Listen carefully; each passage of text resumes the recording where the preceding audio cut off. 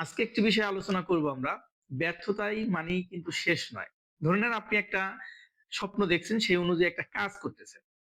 কাজ করতে একটা ইন দ্যা মেইন টাইম আপনি ৬ মাস পরে বা ১ বছর পরে আপনি একটা ব্যর্থতার শিকার হলেন। ব্যর্থতা হতেই পারে। মানুষের লাইফে ব্যর্থতা আসবে। কিন্তু ব্যর্থতাকে আমরা ডিপ্রেশনে না গিয়ে ব্যর্থতাকে আমরা সফলতার একটা ধাপ মনে করি।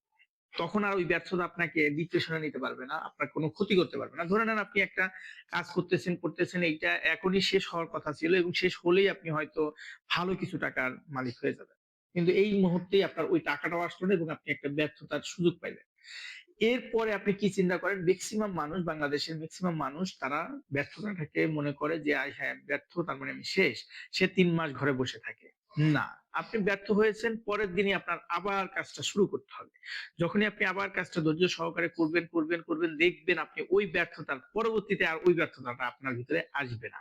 তাই আমি মনে করতে পারি ব্যর্থতাই সফলতার ১ম সিঁড়ি। এটা আমরা যখন বিশ্বাস করব, এটা যখন আমি মনে করব, তখন আমার মনের ভিতরে কোনো ধরনের কষ্ট থাকবে না। ব্যর্থতা আসতেই পারে লাইফে। এটা আপনার যেকোনো বিষয় নিয়ে ব্যর্থতা আসতে পারে। আপনার কাজের বিষয় নিয়ে আসতে পারে, আপনার সম্পর্কের বিষয় নিয়ে আসতে পারে, আপনার পারিবারিক বিষয় নিয়ে ব্যর্থতা আসতে পারে, আপনার ব্যবসা-বাণিজ্যের বিষয় নিয়ে আসতে পারে, আপনার চাকরির বিষয় নিয়ে আসতে পারে।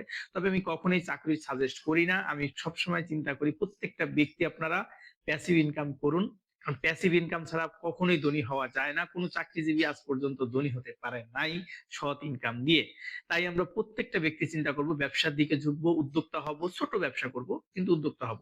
আমরা সবাই যদি ব্যবসা করি আলহামদুলিল্লাহ বাংলাদেশে কোনো বেকার থাকবে না। পাশাপাশি আমার নিজে স্বাবলম্বী হব এবং অনেকেরই আমি উদ্যোক্তা তৈরি করতে পারবো। তাই আমরা সবাই চেষ্টা করব সফল হওয়ার জন্য। আর সফল হওয়ার জন্যই কিন্তু ব্যর্থতা আসবেই লাইফে। আসতেই পারে। এটা নিয়ে কেউ কোনো মন খারাপ করার কিছুই নাই।